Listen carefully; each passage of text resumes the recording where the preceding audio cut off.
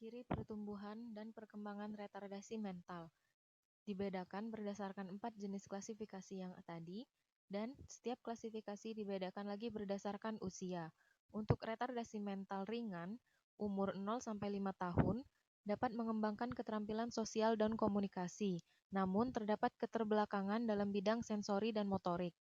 Untuk umur 6-20 tahun, retardasi mental ringan dapat belajar keterampilan akademik sampai kira-kira kelas 6 SD dan pada umur belasan tahun, dekat umur 20 tahunan. Untuk yang ketiga, masa dewasa yaitu 21 tahun, masih retardasi mental ringan, biasanya dapat mencapai keterampilan sosial dan pekerjaan yang cukup untuk mencari nafkah. Namun, jika mengalami stres, harus memerlukan bimbingan dari orang-orang di sekitarnya. Yang kedua, untuk klasifikasi retardasi mental sedang, umur 0-5 tahun, dapat berbicara atau belajar komunikasi, kesadaran sosial kurang, perkembangan motorik cukup, dapat belajar mengurus diri sendiri, serta dapat diatur dengan pengawasan sedang. Untuk umur 6-20 tahun, dapat dilatih dalam keterampilan sosial dan pekerjaan, sukar untuk maju lewat kelas 2 sekolah dasar, dalam mata pelajaran akademik, dapat belajar berpergian sendirian di tempat yang sudah dikenal. Yang ketiga, masa dewasa, yaitu 21 tahun, dapat mencari nafkah dalam pekerjaan kasar, memerlukan pengawasan dan bimbingan bila mengalami stres sosial. Untuk retardasi mental berat, umur 0-5 tahun, perkembangan motorik kurang, bicara minimal. Pada umumnya, tidak dapat dilatih untuk mengurus diri sendiri. Keterampilan komunikasi tidak ada atau hanya sedikit sekali. Untuk yang kedua, umur 6-20 tahun, dapat berbicara atau belajar komunikasi, dapat dilatih dalam kebiasaan kesehatan dasar, serta dapat dilatih secara sistematik dalam kebiasaan sehari-hari. Untuk yang ketiga, masa dewasa, yaitu 21 tahun atau lebih, dapat mencapai sebagian dalam mengurus diri sendiri di bawah pengawasan penuh, dapat mengembangkan secara minimal keterampilan dalam menjaga diri dan lingkungan. Untuk yang terakhir yaitu klasifikasi retardasi mental sangat berat. Umur 0-5 tahun, kemampuan minimal dalam bidang sensoris dan motorik, membutuhkan perawatan. Untuk umur 6-20 tahun, perkembangan motorik lebih sedikit, dapat bereaksi terhadap latihan mengurus diri sendiri secara minimal atau terbatas. Untuk masa dewasa 21 tahun atau lebih, perkembangan motorik dan bicara sedikit, dapat mengurus diri sendiri secara sangat terbatas, dan membutuhkan perawatan.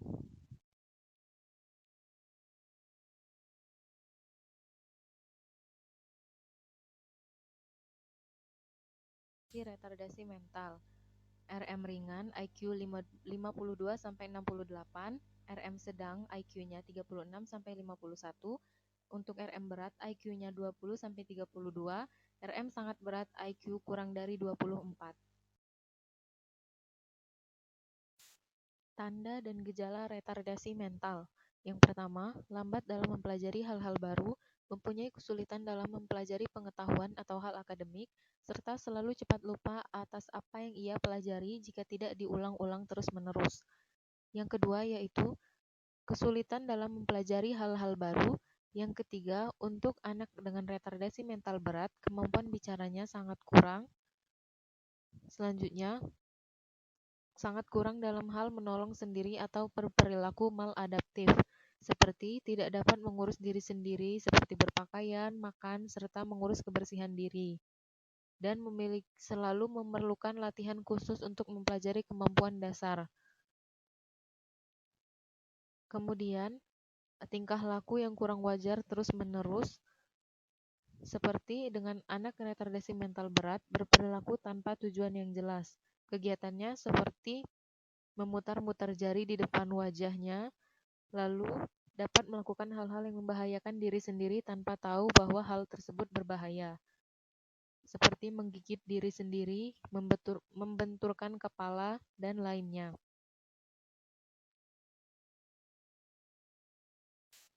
Penanganan retardasi mental. Yang pertama, pencegahan primer. Dilakukan dengan melakukan pendidikan kesehatan pada masyarakat, perbaikan keadaan sosial ekonomi, konseling genetik, dan tindakan kedokteran misalnya perawatan prenatal, pertolongan persalinan, dan pengurangan kehamilan pada wanita di atas usia 40 tahun, serta pencegahan radang otak pada anak-anak. Yang kedua, untuk pencegahan sekunder, meliputi diagnosis dan pengobatan dini pada keadaan yang menyebabkan terjadinya retardasi mental. Yang ketiga, pencegahan tersier, meliputi latihan dan pendidikan di sekolah luar biasa, obat-obatan neuroleptika, serta obat yang dapat memperbaiki mikrosirkulasi dan metabolisme otak.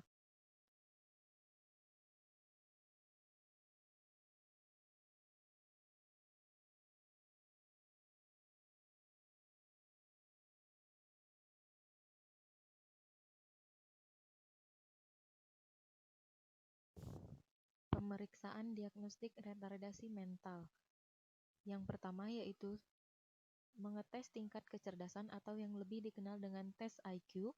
Biasanya untuk retardasi mental, IQ di bawah rata-rata yaitu kurang dari 70 dari rata-rata 100.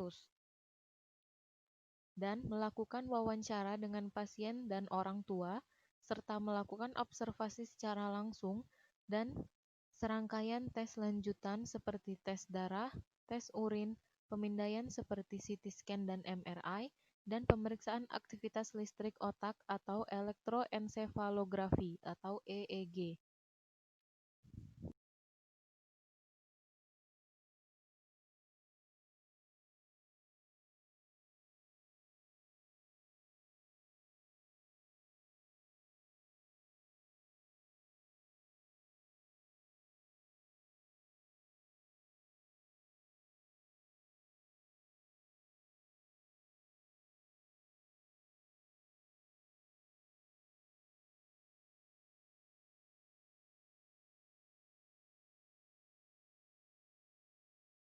Pathway retardasi mental. Etiologi atau penyebab terjadinya retardasi mental ada 6, yaitu faktor genetik, faktor prenatal atau sebelum kelahiran, atau dalam masa kandungan. Yang ketiga, faktor paskanatal atau setelah kelahiran. Yang keempat, ruda paksa atau trauma. Yang kelima, gangguan metabolisme atau pertumbuhan atau gizi. Yang keenam, penyakit otak yang menyebabkan terjadinya retardasi mental sehingga terjadi ketidakmampuan kognitif yang biasanya ditandai dengan IQ kurang dari atau sama dengan 70 sampai 75. Kelainan yang menyebabkan terjadinya kelainan fungsi kognitif dalam berbicara dan berbahasa, sehingga menyebabkan dua masalah keperawatan yaitu gangguan interaksi sosial dan gangguan pertumbuhan dan perkembangan. Dari kelainan fungsi kognitif dalam berbicara dan berbahasa tadi menyebabkan mobilitas fisik tidak seimbang sehingga terjadi dua masalah keperawatan lagi yaitu defisit nutrisi dan resiko cedera. Yang selanjutnya yaitu konsep asuhan keperawatan, dimulai dari pengkajian. Yang harus dikaji pertama yaitu riwayat kesehatan sekarang, riwayat kesehatan masa lalu, dan riwayat kesehatan keluarga. Yang kedua yaitu pemeriksaan fisik, dimulai dari kepala, apakah terjadi mikro atau makrosepali, plagiosepali atau bentuk kepala tidak simetris. Dilihat dari rambut, apakah terdapat pusar ganda, rambutnya jarang atau tidak ada, halus, mudah putus dan cepat berubah. Mata, mikroftalmia, juling, nistagmus. Hidung, dilihat apakah jembatan atau punggung hidung mendatar, ukurannya kecil, cuping melengkung ke atas. Untuk mulut, biasanya bentuk V yang terbalik dari bibir atas. Apakah langit-langit lebar atau melengkung tinggi? Yang selanjutnya yaitu telinga, apakah letak kedua telinga simetris atau tidak dan letaknya rendah atau tidak. Selanjutnya yaitu muka, leher, tangan, dada dan abdomen, genitalia, kemudian kaki. Biasanya jari kaki sering saling tumpang tindih, panjang dan tegap atau panjang kecil meruncing di ujungnya, lebar, besar, atau gemuk. Yang selanjutnya yaitu analisa data. Untuk masalah keperawatan, gangguan tumbuh kembang, data subjektifnya tidak ada, data objektifnya tidak mampu melakukan keterampilan atau perilaku khas sesuai usia, baik itu fisiknya, bahasa, motorik, psikososial, dan pertumbuhan fisik terganggu, serta tidak mampu melakukan perawatan diri sesuai usia dan afek datar. Etiologinya atau penyebabnya biasanya retardasi mental menyebabkan ketidakmampuan kognitif, yaitu IQ kurang dari 70-75, kelainan fungsi kognitif dalam berbicara dan berbahasa, serta gangguan pertumbuhan dan perkembangan. Yang kedua yaitu untuk masalah keperawatan defisit perawatan diri, data subjektifnya menolak melakukan perawatan diri. Data objektifnya tidak mampu mandi atau mengenakan pakaian atau makan atau ke toilet. Etiologinya, retardasi mental menyebabkan ketidakmampuan kognitif, IQ kurang dari 70-75, kelainan fungsi kognitif dalam berbicara dan berbahasa, menyebabkan mobilitas fisik tidak seimbang sehingga terjadi masalah keperawatan defisit perawatan diri. Untuk masalah keperawatan yang ketiga yaitu gangguan interaksi sosial, data subjektifnya yaitu merasa tidak nyaman dengan situasi sosial, merasa sulit menerima atau mengkomunikasikan perasaan, sulit mengungkapkan kasih sayang. Data objektifnya kurang responsif atau tertarik pada orang lain, tidak berminat melakukan kontak emosi dan fisik, kontak mata kurang. Etiologinya, retardasi mental menyebabkan ketidakmampuan kognitif dengan IQ kurang dari 70-75, kelainan fungsi kognitif dalam berbicara dan berbahasa, sehingga menyebabkan masalah gangguan interaksi sosial. Yang keempat yaitu diagnosa untuk masalah keperawatan resiko cedera. Faktor resikonya yaitu ketidaknormalan profil darah. Yang kedua, perubahan fungsi kognitif. Retardasi mental menyebabkan ketidakmampuan kognitif, IQ kurang dari 70 atau sampai 75, menyebabkan kelainan fungsi kognitif dalam berbicara dan berbahasa, sehingga mobilitas fisik tidak seimbang dan menyebabkan resiko cedera. Diagnosa keperawatannya ada 4, yaitu gangguan tumbuh kembang berhubungan dengan efek ketidakmampuan fisik ditandai dengan tidak mampu melakukan keterampilan fisik sesuai usia. Yang kedua yaitu defisit perawatan diri berhubungan dengan gangguan neuromuskuler ditandai dengan tidak mampu mandi atau mengenakan pakaian atau tidak mampu ke toilet. Yang ketiga yaitu gangguan interaksi sosial berhubungan dengan defisiensi bicara dan hambatan perkembangan ditandai dengan merasa tidak nyaman dengan situasi sosial dan kurang responsif atau tertarik pada orang lain. Yang keempat yaitu resiko cedera ditandai dengan perubahan fungsi kognitif. Intervensi keperawatan untuk diagnosa yang pertama yaitu perawatan perkembangan. Objektif, identifikasi pencapaian tugas perkembangan anak, identifikasi isyarat perilaku dan fisiologis yang ditunjukkan bayi. Untuk terapeutiknya, berikan sentuhan yang bersifat gentle dan tidak ragu-ragu, pertahankan lingkungan yang mendukung perkembangan optimal, serta sediakan aktivitas yang memotivasi anak berinteraksi dengan anak lainnya. Edukasinya, jelaskan orang tua dan atau pengasuh tentang milestone perkembangan. Untuk standar luaran keperawatan diagnosa yang pertama yaitu status perkembangan membaik dengan kriteria hasil keterampilan sesuai usia meningkat, kemampuan melakukan perawatan diri meningkat, dan afek membaik. Serta yang kedua status pertumbuhan membaik. Untuk diagnosa keperawatan yang kedua, intervensinya yaitu dukungan perawatan diri. Objektif, observasinya yaitu identifikasi kebiasaan aktivitas perawatan diri sesuai usia, monitor tingkat kemandirian, identifikasi kebutuhan alat bantu, kebersihan diri, berpakaian, dan makan. Untuk terapeutiknya, sediakan lingkungan yang terapeutik, dampingi dalam melakukan perawatan diri sampai mandiri. Fasilitasi kemandirian, bantu jika tidak mampu melakukan perawatan diri. Edukasinya, anjurkan melakukan perawatan diri secara konsisten sesuai dengan kemampuan. Untuk standar luaran keperawatannya, perawatan diri meningkat dengan kriteria hasil kemampuan mandi meningkat, kemampuan mengenakan pakaian meningkat, verbalisasi keinginan melakukan perawatan diri meningkat, dan yang kedua yaitu mobilitas fisik meningkat. Yang ketiga, status kognitif meningkat dengan kriteria hasil komunikasi jelas sesuai usia, pemahaman makna situasi meningkat, orientasi kognitif meningkat. Untuk diagnosa keperawatan yang ketiga, intervensinya yaitu modifikasi perilaku keterampilan sosial. Dengan observasi, identifikasi penyebab kurangnya keterampilan sosial, identifikasi fokus pelatihan keterampilan sosial, terapeutiknya motivasi untuk berlatih keterampilan sosial, beri umpan balik positif terhadap kemampuan sosialisasi, libatkan keluarga dalam pelatihan keterampilan sosial jika perlu.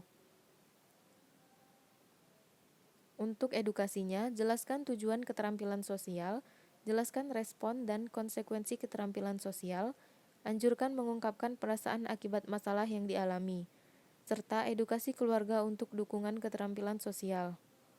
Untuk standar luaran keperawatannya yaitu interaksi sosial meningkat dengan kriteria hasil, perasaan nyaman dengan situasi sosial meningkat, responsif pada orang lain, perasaan tertarik pada orang lain meningkat. Untuk diagnosa keperawatan yang terakhir atau keempat, intervensinya yaitu pencegahan cedera.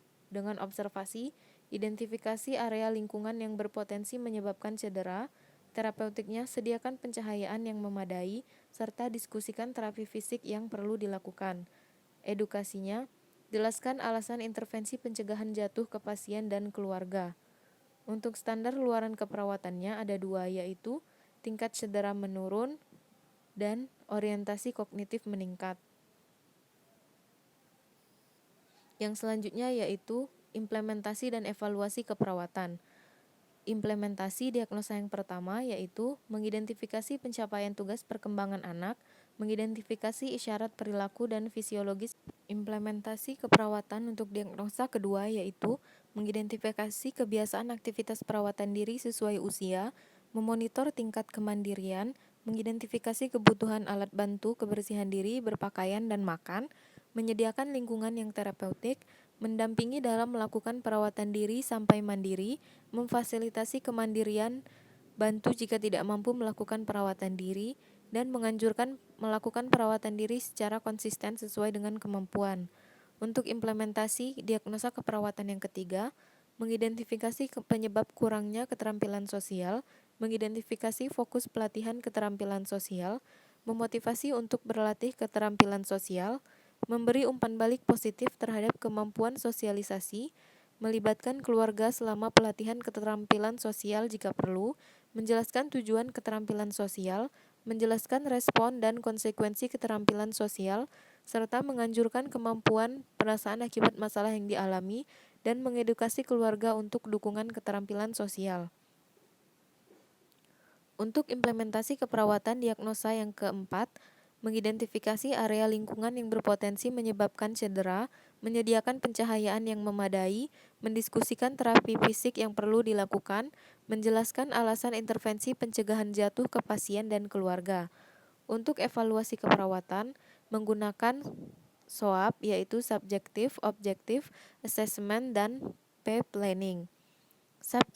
Subjektif berisi informasi berupa ungkapan yang didapat dari klien setelah dilakukan intervensi keperawatan. Untuk objektif, informasi yang didapat berupa hasil pengamatan yang dilakukan oleh perawat setelah tindakan diberikan. Asesmennya membandingkan antara subjektif dan objektif dengan tujuan dan kriteria hasil, kemudian diambil kesimpulan bahwa masalah telah teratasi atau teratasi sebagian atau tidak teratasi. Planningnya, rencana perawatan yang akan dilakukan berdasarkan hasil analisis, apakah intervensi perlu dilanjutkan atau diberhentikan atau mengganti